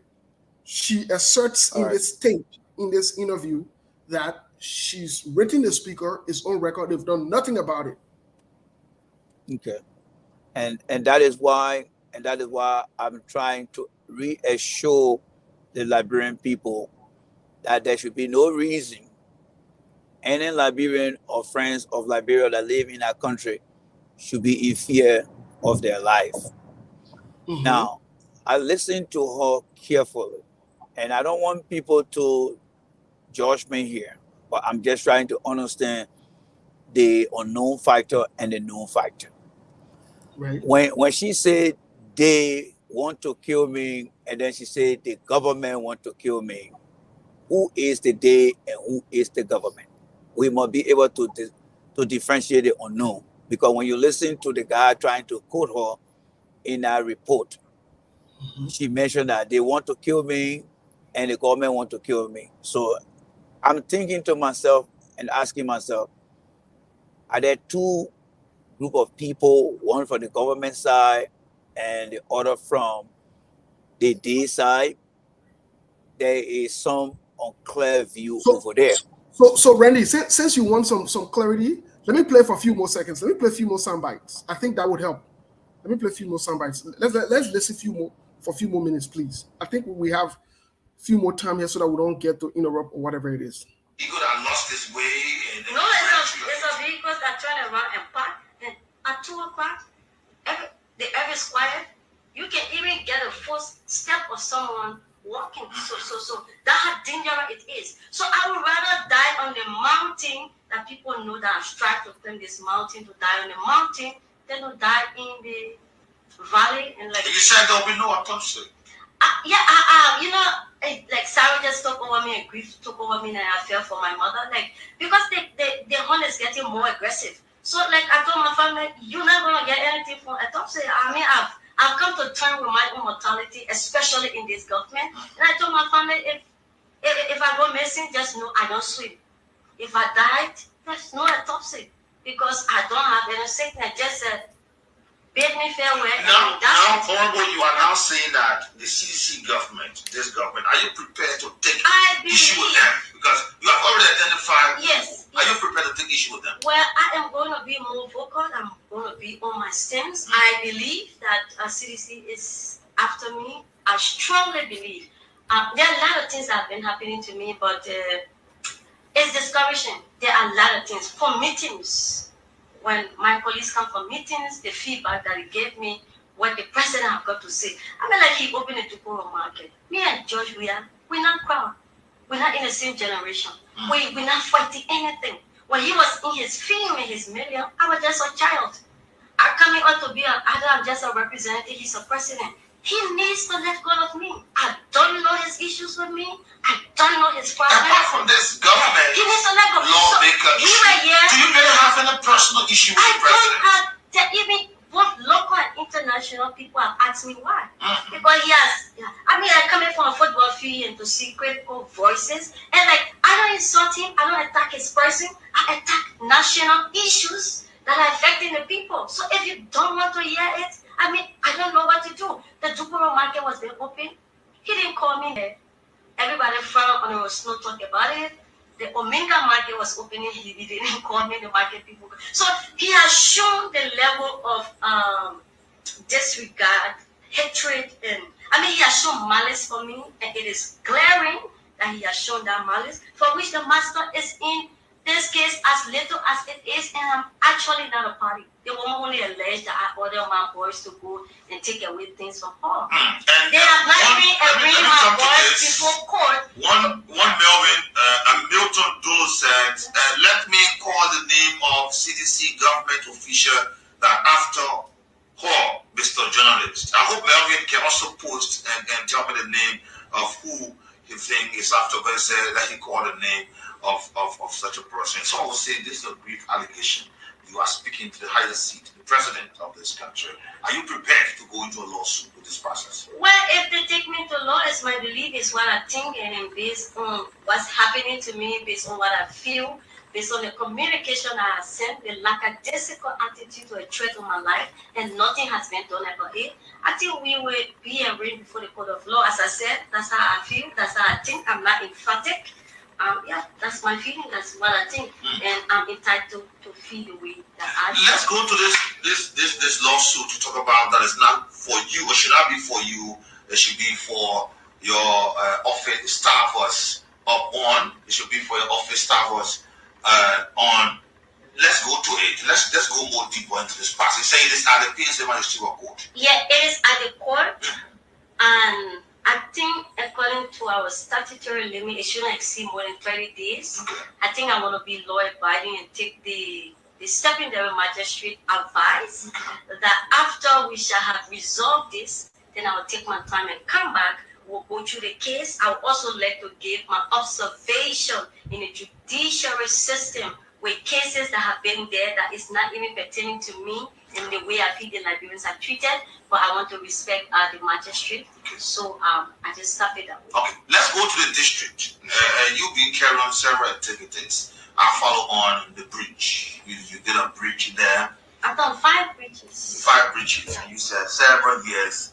The people. Okay, Randy, I'm not sure if you have more information there or you need me to back up. No, I mean, we can play it all the time here, and the more you play, I think my mind is giving me you are adding more component to it, because she just stated again, the CDC is after me. The CDC is a party itself, and they have the coalition itself, which is the government too. Maybe the two can be one. But what I'm trying to understand, another component she also added it to, it seems to be like personal interest from the president towards her, and there is some roughness between maybe somebody don't want to comply and somebody refusing, and it creating that malice. It sounds like something like that. But okay, Randy, I'm not trying to cut. I'm not trying to. But let me play this last soundbite, please, because I want to make sure this is settled and clarified. Let me play this last soundbite, please. I think I fast forwarded it, so it created, a lot of discrepancy. But let me play the last soundbite to clarify this. Listen to this point. You go to the court and answer. If you are not a part, the law knows how to separate you. If you are denying, the law will also implicate you. So the law is a beautiful thing that we all just need to sit and allow the judges or the magistrate do their job. So whilst we in this process, and whilst we going through the proceeding, there's too much master say, there's too much interference. Are you seeing a link with this master say? It is linked to the executive. So I'm going where I'm going to leave the judiciary out of it for now. After the case, I'm going to go in depth. Okay. So now there's this criminal rate of arrest that is coming against a policymaker, a sitting representative. And I always told myself when I was running campaign, nobody would take advantage of me because I am young. I'm young, but I represent the biggest district. I'm young. I was able to compete, and I got this job. So nobody should take advantage of you or me because I am a young person. It's something that I'm going to fight to my last breath. And I tell young people, don't let no one take advantage of you because you are young. So let's go back to the historical record of Liberia. A lawmaker called Willie, he was involved in sexual case like rape to a 13-year-old girl.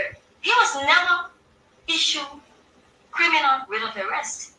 The car case from Kakata that got involved with the Benny and the Edward Khan, he was never issued writ of arrest. That procedure to get lawmakers into the court, there's precedents to get lawmakers there. The famous Tyler's case. Right, the Dillon case is going on. So why are they issuing a criminal writ of arrest against me? However, I did not refuse. I just spoke to my lawyer and I was going to the hospital. What happened is, like an hour before the raid came, I already got called that there will be a raid. And the return of the sheriff is always important in law because the Supreme Court presumes that the return of the sheriff is correct. So you don't fuss with the sheriff, you don't beat them, you don't insult them because the return will presume to be correct. So I would like to talk to them. Before I got out of my district, it's already on social media that Resident Lieutenant being dragged to court and she's begging. I mean, a policymaker, a lawmaker will never go to court, will never be arrested or incarcerated for misdemeanor. So the restitutions are fine. However, we went through that. But this master now has got into this case to an extent that it has become noticeable.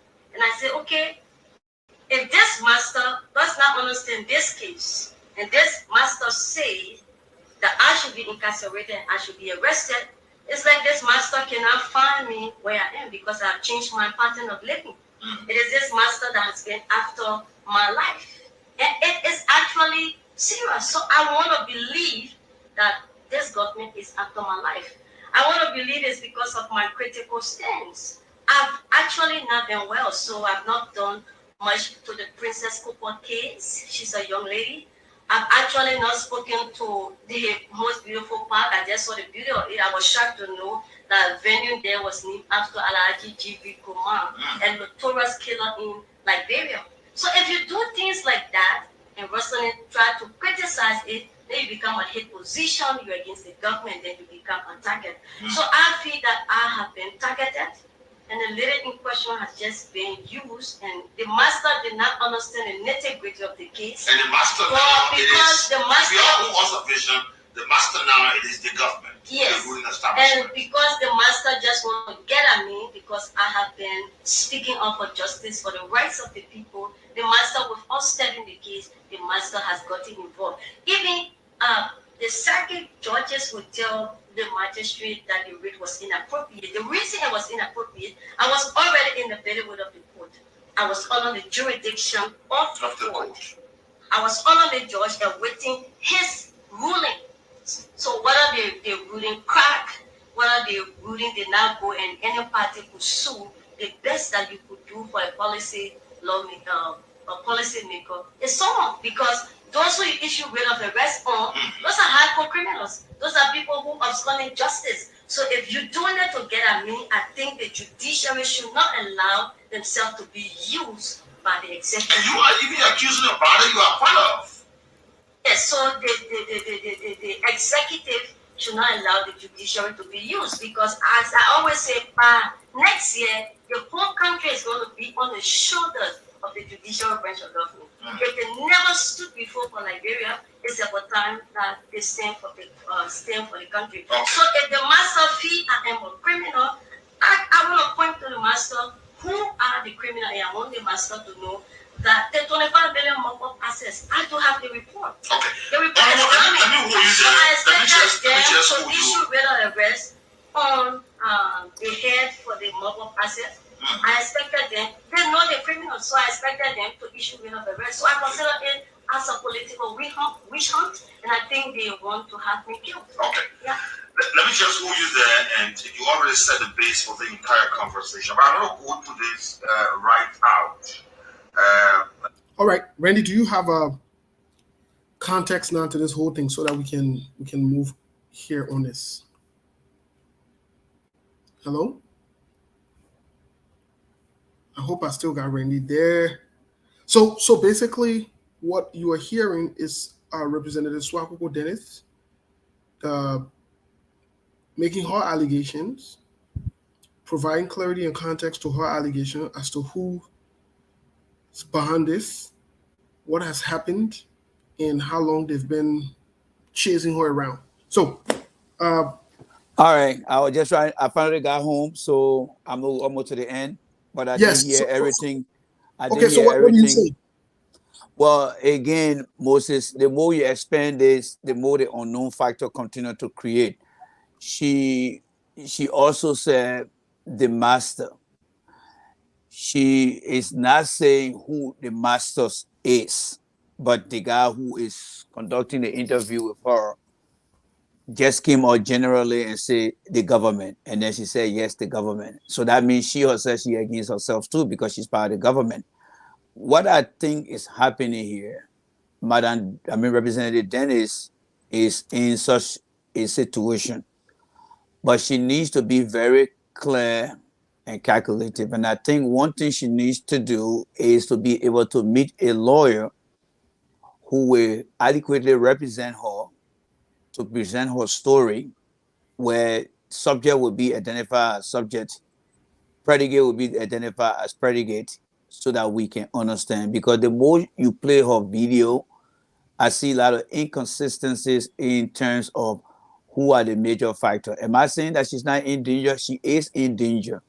But if she don't present her case carefully, it will be an inconclusive case because it may have no merit or what she's trying to achieve.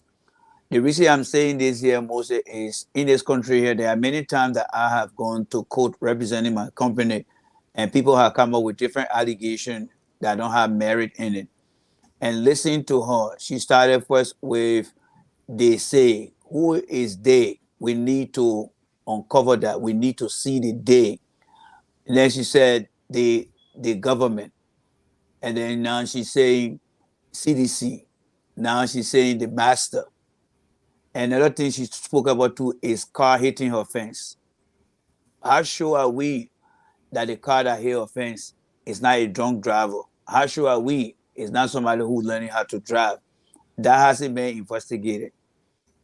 So I'm not saying this thing because I'm talking about the CDC yet. No, I just want all to understand that when we are making our case, we need to thoroughly assess the case and make sure that we are on point with what we are doing, because it has the propensity to blame people in the wrong way. I highly pray for her. I want her to be in peace. I want her case to be a real case. She spoke about Representative Morali. I know that case very well, about the 13-year-old girl that was impregnated by that guy, and the case got thrown out. That was during Ellen Johnson's at time. He was not prosecuted. Maybe there was some restriction within the law of the national legislature that prevented him from being prosecuted. Because if I heard her right, she's saying that I don't think she can go to court, but the master is insisting that she go to court. Joe Weir doesn't have authority over the executive, the legislative branch. If he does that, he will be cross-functioning. So my recommendation to her will be she need to find a lawyer, an advocate lawyer, someone who tell governor can represent her, and have it sit down and clearly tell her story so that we can understand. Because right now she's going through what I would describe as fear. Anything that knocked her window, anything that touched her gate, she's afraid. Am I saying that what she's seeing is not true? It is true, because she's basing on the history of the government with death and no closure on these cases. And one thing she said, to which I am a witness of, when you say things that the government officials don't like, especially the CDC supporters and the CDC government, they turn against you. I'm a victim of that too. I have people saying, put a man picture up when you get to the airport so they can arrest you. I know what she's saying, but she just need to make sure that she get that act together, so that way, Moses, she will have a better case that you and I can discuss here. But I think the more she questioned, the more her case. If she want to become vocal because her life, that's good. But if she want to bring in subjects of individuals, she has to be very direct to make sure that we identify the people. Lastly, she spoke about nobody should do an autopsy. No, she's a lawmaker. Anything can happen. She could go to sleep, God forbid, and something could happen to her that will not be related to anything. But when she put the preconceived mind that if something happened to me, that the government, what if something different happens to her? Should we say the government? So I think all these things just stem from the fact that she afraid. But I would say this, Joe Weir, leader girl alone. Come on and say your heart is clear for that girl. That lady is a very beautiful lady. I'll leave it as that. Man, don't you always no. I'm not going to know him. I just say the president should leave it as that. The president should come and give the woman assurance. You must say, you always say, Liberian women are the most beautiful women, and that woman stand. She stand to be one of the Liberian women. Yes. All right. So I'm just saying. I'm not following down that other part because I don't want noise. All right, you stand at McCarthy now, because when they ask McCarthy why Mr. What his name? Kimia, where would you put that? He said, I'm not in our society there. Yeah, You But send I it to the respect. diplomatic court. Yeah. So I got where you coming from. That's what make you to be a guy in America who lady at the highest of your career. So yes, but I'm just saying what I have to say. I'm speaking on my instinct right now. Well, Randy, Yes, sir. thank you so much. Yeah. I think you raised another concern that also I found a little difficult, especially when she says she insists that there should be no autopsy. That's concerning. Mm-hmm. That is concerning. Mm-hmm. Um, her view or position as to why there should be no assertion, she has right to it because she stated why. Mm-hmm. But it's still funny. Yeah, because but you Yeah, see, it's it's funny funny. because she doesn't know. Let me just say this bluntly: she doesn't know what will kill her. She doesn't know that. I don't know that. Maybe she may get beaten by a snake. She may get and I'm just saying this thing. I'm not saying anything gonna happen to her. God forbid. But anything could happen to her. And as a high government official, we would like to know. But if she Right. just blaming on the government, then that limit the ability to do more investigation. So in that condition, I would say no, she shouldn't say that. And you know, it's like people who may try against people. When somebody like the guy who threatened me to the job we had time, I reported him to the Department of Homeland Security and local security, and they said, go online, tell the guy anything happened to you, he will be held accountable because of the threat he made. So he was going to be a person of interest if anything happened to me, even up to today. And you know, so if she try to limit it to anything happening, there should be no autopsy because she thinks the government is after her. I don't think that is very helpful to determine her actual cause rather than her a presumption cause of death. So she shouldn't be saying that. But she need protection. Yes, she need to be given assurance. Women, Joel Howard Taylor, Madam Ellen Johnson Sirleaf, all the women, Liberian women abroad, Yasini, everyone need to put their voice together and make sure that she's giving that assurance. That's what needs to take place. I agree with you. I agree, Randy. And I think this is very concerning. It And is. the government should be very careful, especially with the damaging human rights report that they're having. Just Mm-hmm. this allegation, Randy, imagine, just from a professional standpoint, imagine this coming from your co-worker. So that Yeah. means not common citizen saying no. That ain't No. nobody saying no. Somebody Nope. who's working in one of the branches of government is Yep. accusing the executive directly Yeah. and indirectly or directly implicating the president. That Yeah. is troubling. That Yeah. alone is troubling. And they're taking this thing for a joke. It But this is. is concerning. It is. You know, as I listened to her the other day, I was disturbed. And like I said, I would send you the video. I Yeah. have to Please send the do. video. And it's problematic. I will also send you another guy's video that was just sent to me about this guy. This guy is in fear of his life because apparently they're threatening to kill him for land business. And these are troubling things that, you know, amidst everything else you don't want to have on your back. Mm. I don't know. I don't know how these guys do it, but it's very concerning, Randy. But yes, so we've gone 2 hours over our 2 hours mark. What would you say will be your parting comments for us today, or for the Liberian people, before I can make the announcement and we get out of here? Yeah. First of all, let me say, let me apologize for being off camera. I went to pick my daughter up, and I couldn't be in the traffic driving while on the phone. So that was one of the reasons why I decided to turn the camera off, because I know there are many critics out there that say, Rainy, you gotta live by your guiding principle. So let me say a big thank you to them for giving me the opportunity to be behind the camera to say stuff. And I would like to thank your audience always for the opportunity. Liberia is at so many crossroads. People will always tell you that, oh, we are at a crossroad. But this time I will tell you that we are at so many crossroads. From Representative Dennis being afraid of her life, moving from one place to another, to Ambassador McCarthy talking about the challenges in the country, the health sector, the educational sector. to the CPP internal conflict. Those are the people who want to take after George Weah, and to Liberians having their own challenges as to what they could do to graduate from being used by our people based on their ignorance. That put us into a category of where I say we have so many challenges, but in order to begin to eliminate those challenges by elimination process, they need to find the right place to go and learn. And I think your show, my show, and other show will be something that they need to come to great way and be able to learn from. I want to call on the national legislature, and I want to call on the president.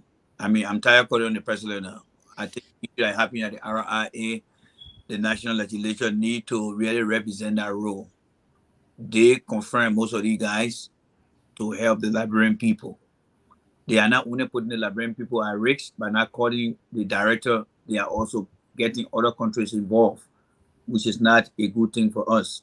You may be out of Liberia, but when any negative thing happens, especially fatality, you may find yourself in a group that will not be too happy because it may be the loved one or somebody, and you could be the victim. And that's why we should speak on these things to make sure that the risk is eliminated, not even reduced, but eliminated as far as the RIA go.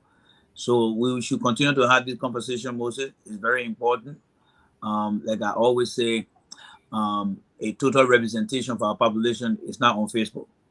Yes, the total representation of the Liberian population is not on Facebook, but we do have some percentage because out of 5 million people, we should be averaging between 150,000 people watching for the country. But that's not the case. Nevertheless, we should continue the fight because there will come a time electricity will be, let's say, surplus in the country, and Liberia will have the opportunity. But are we not doing well? Of course we are doing well. The government officials are listening, but we need to get down to the root of our people who don't have the opportunity. So the conversation is going to end now, but the issue will continue and will continue to be here and there. So, Brother Moses, as always, I would like to say thank you to the management staff, SKTV, to Seku, to T, and to you and all the technical staff members. Thank you always for giving me the opportunity to come here and have my say. And like I always say, you guys are the true champion. And coward are the one who will be blocking J. Randy because they are afraid of what J. Randy is capable of. Anyone who stop you for no good reason, they are only stopping you because they are afraid of what you are capable of doing. So until then, I will say thank you, and I will wait. If you want me to wait to close the show together. Yes, if you can, that would be great. All right, I'm hungry now. I'm going to be that Joseph, you remember the guy Moses Black when he was asked after Taylor left, we hungry, yo. Just send food for us. Yeah, but I'll just wait, Moses. I'll wait until you finish your stuff. Yes, I'll wait. Okay, well, ladies and gentlemen, that was J. Randy serving as our contributor, guest, however you want to term it, as he's not a stranger here at SKTV. We want to say thank you to J. Randy for honoring our invite and for being part of the conversation today. But announcements. Saturday, we will have a Councillor Alosha Stoll from the ANC here to unpack some of the things that are going on and so forth. But on Sunday, we have presidential aspirant or candidate or contender Mandela Cooper on Sunday. We have her here as our guest. So look forward to that. Tomorrow, Friday, we are having a continuation of the Mental Health and Wellness series at 6 p.m. We will be talking about stagnation. We want to say thank you for sticking with us. Have a good week. Have a good weekend. Stay out of trouble. Stay blessed. And let's do this together. Randy, Yes, thank sir. you so much, Randy. Yes. Thank you, and thank you. I think we can go there and find food to eat. Yeah. We'll copyright to the songs playing here. Peace Thank you. out. Thank you, Moses.